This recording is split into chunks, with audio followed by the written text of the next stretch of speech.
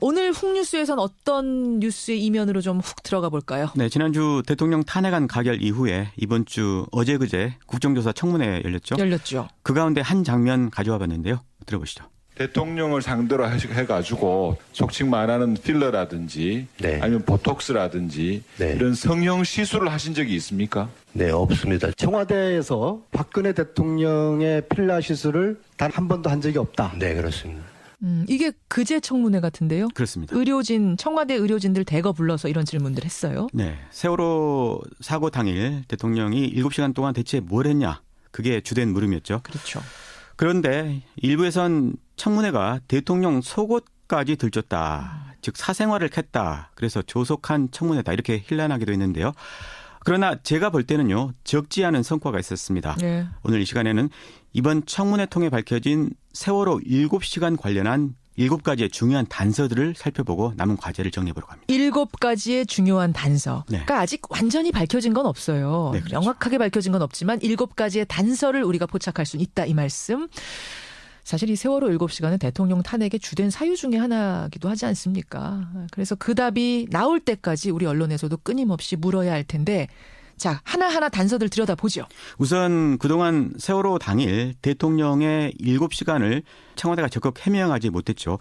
말 못할 사정이 뭐냐 했을 때 당일 대통령이 성형 시술을 받아서 그런 거 아니냐 이런 관측이 많았습니다. 그런데 대통령이 실제로 성형에 상당히 관심을 보인 사실이 이번 청문회 때 드러났습니다. 그러니까 그날인지 아닌지를 확정하진 못하지만 관심이 상당히 많았다는 것까지는 우리가 단서로 잡았다. 그렇죠. 성형외과 비선 의사였죠. 김영재 씨가 확인한 내용인데 한번 들어보시죠. 예. 얼굴이 많이 그 비대칭이 심해진다고 하더라고요. 그래서 그때 당시에 이거는 수술은 절대로 여기 의료 시스템이나 그리고 수술한 다음에 붓기도 오래 가고 그다음에 너무나 많이 차이가 나기 때문에 시술은 한 적이 불가능하다고. 없다는 겁니까? 시술을 한 적은 없다는 겁니까? 네네. 대통령이 시술을 문의는 했는데 안 된다라고 말했다 이런 내용이네요. 그렇죠. 근데 세월호 당일은 아니더라도 보름 뒤에 대통령이 성형시술 받았다는 거는 거의 사실로 확인된 거 아닙니까? 네, 그게 두 번째 단서인데요. 그렇죠. 지난달 제가 이 시간에서 대통령이 눈 주변 지방 제거 수술 받은 흔적이 있다. 이렇게 성형 의혹을 처음 제기를 했었는데 그랬었죠.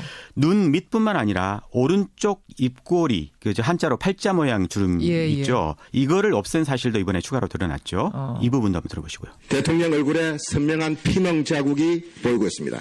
이 주사 바늘 자국과 피멍 자국에 대해서 어떻게 소견을 갖고 계십니까?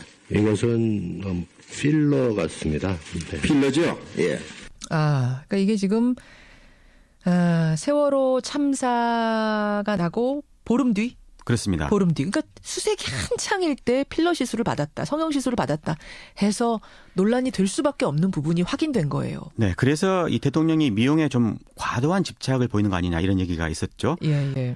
그러면 세월호 당일 얘기로 다시 돌아와서 진짜 그날 성형 시술을 받았는지는 가려내야 되잖아요. 네. 하지만 대통령 담당 의사들은 이 당일 청와대에 들어간 적도 없다. 이렇게 청문회 때 전부 부인했었고요. 그리고 당일 행적을 증명해주는 증거들도 제출을 했습니다. 만약 이런 증거들이 조작되지 않았다면 세 가지 경우를 상정해 볼 수 있습니다. 증거가 조작되지 않았다면 남는 세 가지 경우 뭡니까? 당일 시술이 없었다면 전날 밤에 시술 받았을 가능성입니다. 의무실 간호장교도요. 이 세월호 당일날 대통령에게 의료용 가글을 전해줬다고 했거든요. 민주당 손혜원 의원 음성 들어보시죠. 이 의료용 가글은 주로 필러를 할 때 많이 쓴다고 합니다. 입이 마비가 돼서 양치를 못할 때 그때 주로 쓰라고 의사들도 권고를 한다고 합니다. 그래서 약간 의심할 만한 그런 예라고 많은 분들이 제보를 해주십니다. 그러니까 전날 밤 세월호 참사 전날 밤 의료 행위가 있었기 때문에 평소 찾지 않던 가글을 당일 오전에 찾은 거 아니냐 이런 의문이군요. 그렇습니다. 다시 말해 세월호 7시간 행적을 탐색을 할 때 그날 7시간뿐만 아니라 그 전날 7시간 그리고 세월호 당일 밤 7시간도 대통령이 뭘 했는지 함께 봐야 한다는 뜻입니다. 거기가 첫 번째 경우. 두 번째 경우는 뭡니까? 지금까지 알려진 비선 의사 말고 제3의 비선 의사가 있을 수도 있다는 거죠. 왜냐하면 앞서 들으신 성형외과 의사 이야기는요. 비선 성형외과요.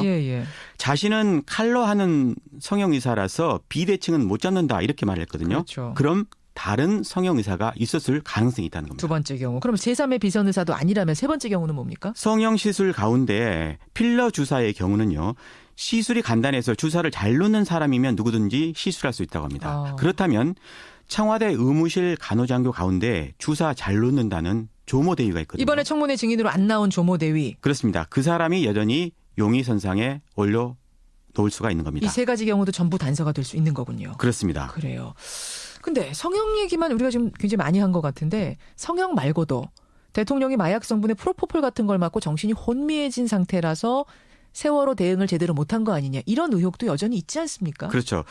이거는 청와대가 터무니없이 많은 주사제를 구매한 사실이 드러나서 생긴 의혹이죠. 그렇죠. 그런데 주치의건 자문의건 비선의건 아니면 간호장교건 누구도 대통령에게 당일 주사 놓았다고 말한 사람은 없습니다. 그런데 이번 청문회에서 혹시 대통령 스스로 주사 놓은 거 아니냐 이런 관측을 낳게 하는 증언이 새롭게 나왔습니다. 이게 6번째 단서입니다. 그래요. 그런 얘기까지 나왔었나요? 그제 이 돌발적으로 나온 이야기였는데요. 이 청문회 엑스맨 내부의 적이라는 새누리당 이완영 의원 있죠. 예. 이분이 김상만 의사를 상대로 한 신문에서 나온 말인데 이 부분 한번 들어보시죠. 예. 아무튼 그분 손에 쥐어줬습니다. 그 주사를 어떻게 맞아야 되는지 다 확인하고 설명 다 해드리고 직접 해드렸습니다. 간호장교한테? 아니, 간호장교가 아니라 그분한테 해드렸습니다. 그분한테 해드렸습니다. 그분이 그러니까 대통령이라는 거예요? 그렇습니다. 대통령한테 주사 놓는 방법을 직접 가르쳐줬다? 네. 야, 근데 아무리 방법을 가르쳐줬다고 해도 대통령이 자기 팔에 직접 주사 놨다고는 상상하기 힘든 거 아닙니까? 그렇죠. 그렇죠? 네. 마지막 단서 그럼 뭡니까? 7번째는. 어떻게 보면 이게 제일 중요한 단서인데요. 바로 세월호 당일 대통령의 근태입니다. 근태라는 건 근무 태도. 네네. 조직 생활에서 아주 중요한 덕목이 바로 근태죠. 그렇죠. 주변에 근태 나쁜 사람들 한번 떠올려 보시죠. 어느 곳이나 그런 사람이 있기 마련인데. 있죠. 그런데 박 대통령 역시도 세월호 당일 근태가 불량했다는 걸 알 수 있는 사실이 이번 청문회 통해 밝혀졌습니다. 아하. 이용주 의원의 김장수 전 안보실장을 상대로 한 신문 준비됐으니까 들어보시죠. 그 당시 아침 상황에 대해서 서면 보고를 관저하고 집무실 두 군데로 보낸 게 맞습니까? 제 기억에 그렇습니다. 집무실에 있는 게 확인이 됐으면 집무실을 보냈을 것이고 관저에 있는 게 확인이 돼서 관저를 보냈을 것인데 어디에 있는지 확인 자체가 안 됐기 때문에 양쪽 보낸 거 아닙니까? 그렇습니다. 맞죠? 예. 그러니까 세월호 당시 상황 보고를 집무실하고 관저 네. 양쪽으로 보냈다는 건데 이것과 근태와 무슨 상관입니까? 만약 세월호 당일 북한이 침략이라도 해왔다고 하면 쳐보죠. 그러죠. 안보실장이 대통령 위치를 파악하지 못했다? 아하. 이건 있을 수가 없는 일입니다. 예. 게다가 보고를 올린 당시는요. 오전 10시 무렵이기도 했거든요. 오전 10시면은 당연히 집무실에 있어야 하는데 근무 시간에도 대통령이 집무실 정위치 안 했다는 얘기가 되네요. 그 부분이 문제인 겁니다. 한마디로 재택근무를 했다는 건데. 아니 저는 갑자기 그 생각이 드네요. 정말 그날 하루만 출근을 안 했던 걸까요? 그날만? 안타깝게도 그렇지 않은 것 같습니다. 박 대통령의 일거수일투족을 가장 잘 아는 사람 바로 청와대 조리장인데요. 그렇죠. 퇴직한 조리장 한상훈 씨의 언론 인터뷰 한번 들어보시죠. 예. 박근혜 대통령은 평소에는 그냥 일요일이건 뭐 평일이건 비서관회의나 무슨 뭐 국무회의 외 일정이 없을 때는 거의 뭐 관저에 계시니까 그래서 세월호 그날도 관저에 계셨기 때문에 그 말을 처음에 못한 거라고 생각을 하죠. 국민들은 왜 평일에 출근 안 하고 관저에 있냐. 그 말을 못한 거라고 우리는 그렇게 생각을 했어요. 아, 평일에 그 시간에 네. 왜 출근을 안 하고 집에 있느냐, 관저에 있느냐, 왜 침대에 머물고 있느냐 이 부분을 해명하기가 어려우니까 처음부터 숨긴 게 아니냐라고 이 조리장은 생각했다는 거예요. 누구든지 그런 문제 제기를 할 수가 있는 상황이었던 아하, 거죠.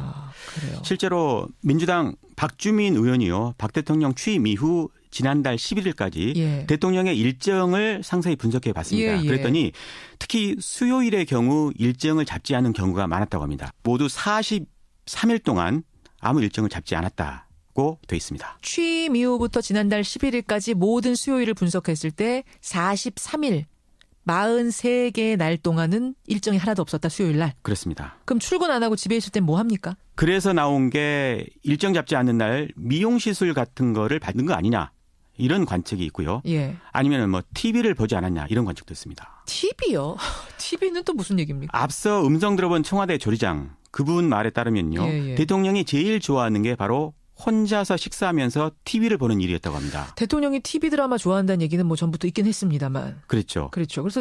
그래서 드라마의 여주인공 이름 길라임을 차움병원에서 이용한 것도 그래서 그런 거 아니냐라는 얘기도 있었고요. 그렇습니다. 실제로 대통령은 그 드라마에 나오는 남자 주인공도 좋아한다고 본인 입으로 말하기도 했습니다. 현빈 좋아한다. 그 시크릿 같은 데 나온. 예. 진짜로 대통령이 좋아했을까요? 그와 관련해서 재미있는 이야기도 있는데요. 현빈은 해병대 제대 이후에 저축을 많이 한다고 해서 박근혜 대통령 표창을 받았고요. 예. 작년에는요.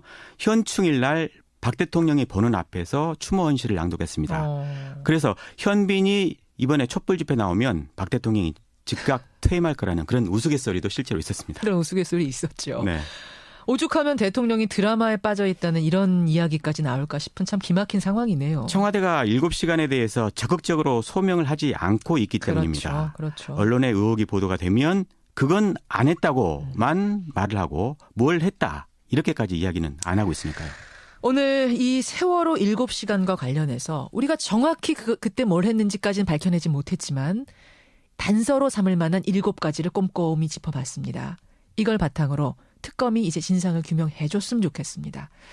그리고 저는요, 오늘 내용을 쭉 들어보니까 세월호 사고가 다른 날 터졌어도 결과는 비슷했던 거 아닌가. 뭐 이런 생각이 들 정도로 참 참담하네요. 그런 의미에서 이 대통령이 7시간 동안 뭘 했는지 알아내는 것만 중요한 게 아닌 것 같습니다. 대통령의 평소 근무 태도를 보면 그날뿐만 아니라 다른 날에도 대통령이 과연 무엇을 했는지 의심하지 않을 수 없는 것 같습니다. 그렇죠. 2014년 4월 16일에만 그 7시간에만 문제가 있었던 게 아니라 혹시 4년 내내 7시간 같은 일이 벌어졌던 건 아닌가 의문을 품게 됩니다.